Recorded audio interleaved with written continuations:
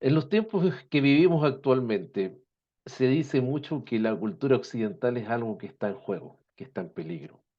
Bueno, aquellos que hemos nacido en esto que llamamos la cultura occidental, sabemos que uno de los grandes pilares, de los grandes componentes de la cultura occidental es el cristianismo.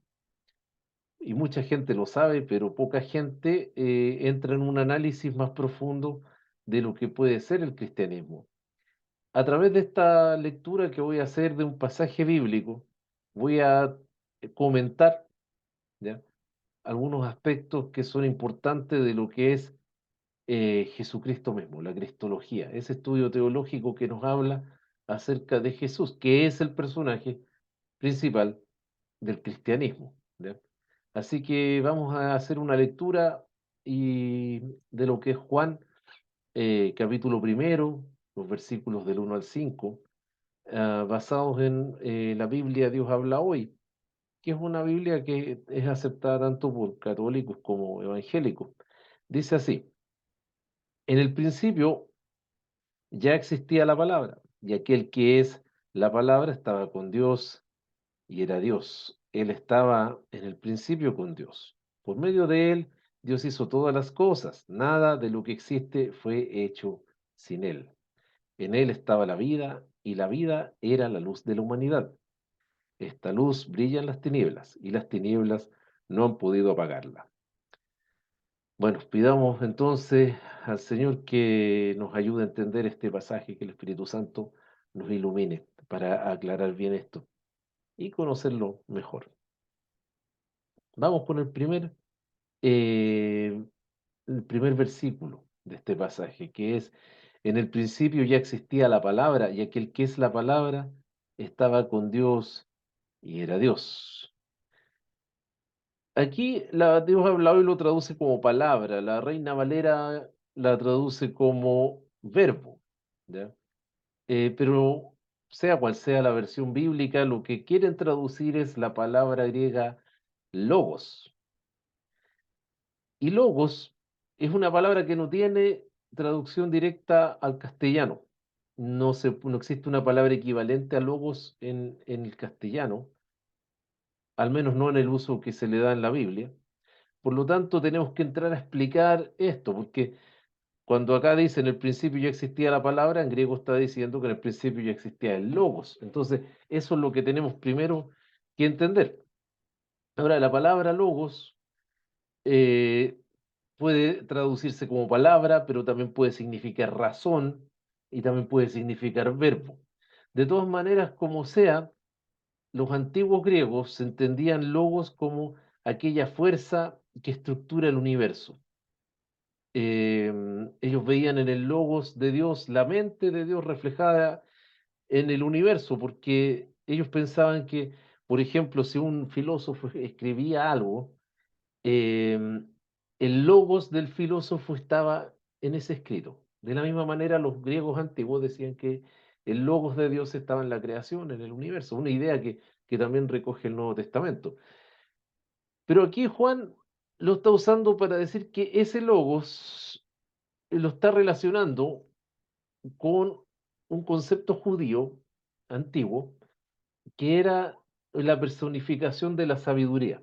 Si uno leyera Proverbios capítulo 8, vamos a encontrar que el autor de Proverbios hace una personificación, o sea, convierte en una persona un concepto abstracto como es la sabiduría, y lo hace hablar y decir una serie de cosas, porque la sabiduría está hablando. Entonces los judíos personaban, o sea, personificaban la sabiduría. Ahora, eh, Juan afirma que el logos, ¿ya?, es también la revelación de Dios, ¿ya?, en la escritura. Juan llama a Jesús el Logos y de alguna manera lo une así con esta personificación de la sabiduría. Ya vamos a ver por qué, ¿ya? Eh, Jesús sería la ley, ¿ya? Los que aceptan a Jesús están aceptando entonces la ley, puesto que Jesús sería la personificación de la palabra, del Logos, ¿ya?, que entendían los judíos. Los que aceptan a Jesús entonces honran plenamente en lo que es la ley. Y para esto Juan nos lleva a lo que es el Génesis 1:1. ¿Qué dice en el Génesis 1:1 de la Biblia? Dice que en el principio creó Dios los cielos y la tierra. Y Juan parte diciendo que en el principio la palabra, o sea, es decir, el verbo, es decir, Jesús, estaba con Dios. Por lo tanto, Jesús está en el principio y es el creador del mundo. ¿Ya? Eh, los antiguos judíos pensaban que Dios a través de su sabiduría había creado el mundo. Bueno, Juan está diciendo que en realidad, ya que Jesús es la palabra de Dios y por lo tanto es la sabiduría de Dios, Jesús es el que crea el mundo y por lo tanto Jesús es preexistente. Los seres humanos tenemos eh, un inicio, no existimos antes de nuestra concepción. Pero Juan está diciendo que Jesús sí existía antes de ser concebido. Jesús es un ser preexistente, ¿ya? Y lo llama Dios. Ahora, obviamente Jesús no es un ser creado, ¿m? No es igual al Padre, pero el Padre es Dios y Jesús también es Dios. Y por medio de Jesús, Dios crea entonces el universo. Y Jesús es preexistente, existe antes de haber nacido en este mundo. Y eso es importante para entender a Cristo. Cristo tiene una existencia anterior a la humanidad, puesto que Cristo ya existía en Dios, ¿ya? Siendo Dios.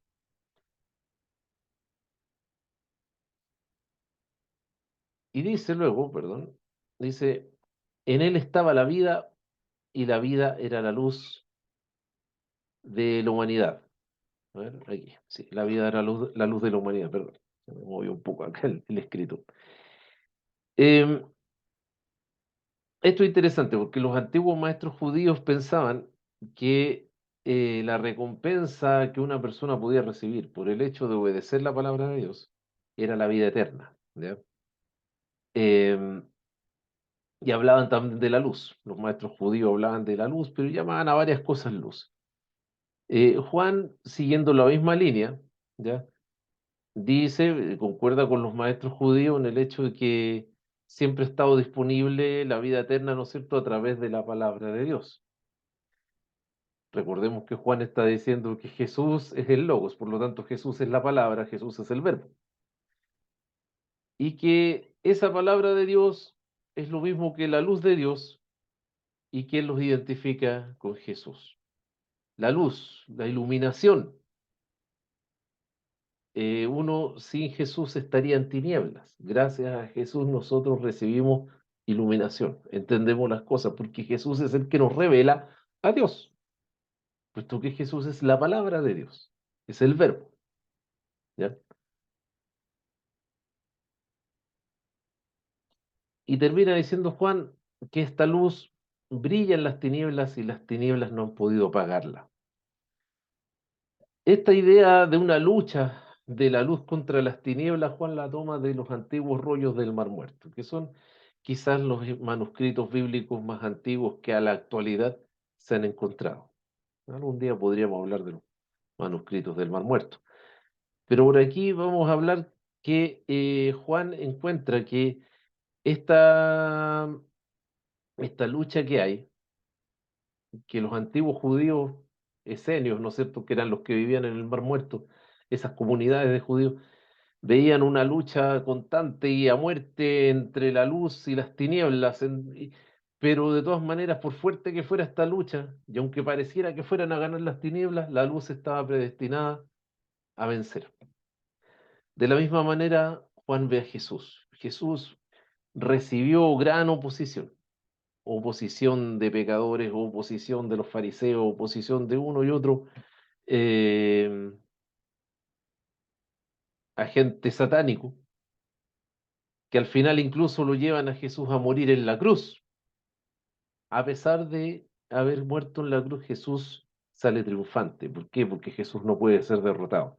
La palabra de Dios no puede ser vencida. El verbo de Dios no puede ser vencido. Y eso es lo que nos quiere decir Juan. Entonces, en la actualidad, aunque algunas personas dicen, bueno, el cristianismo está siendo cuestionado, el cristianismo corre peligro de desaparecer, la cultura occidental va a caer y con ella se perdería el cristianismo, etcétera. Y algunos incluso a través de la ciencia tratan de atacar el cristianismo, como sea, por feroz y tremendo que sea el ataque que se haga contra el cristianismo al final va a salir triunfante. Porque Cristo va a salir triunfante, no porque los cristianos seamos especiales, es porque Cristo va a salir triunfante. Entonces, bueno, eso es este humilde comentario que he podido hacerles del Evangelio de Juan, ver el capítulo primero, versículos 1 al 5. Que Dios les bendiga y tengan una bonita semana. Hasta luego.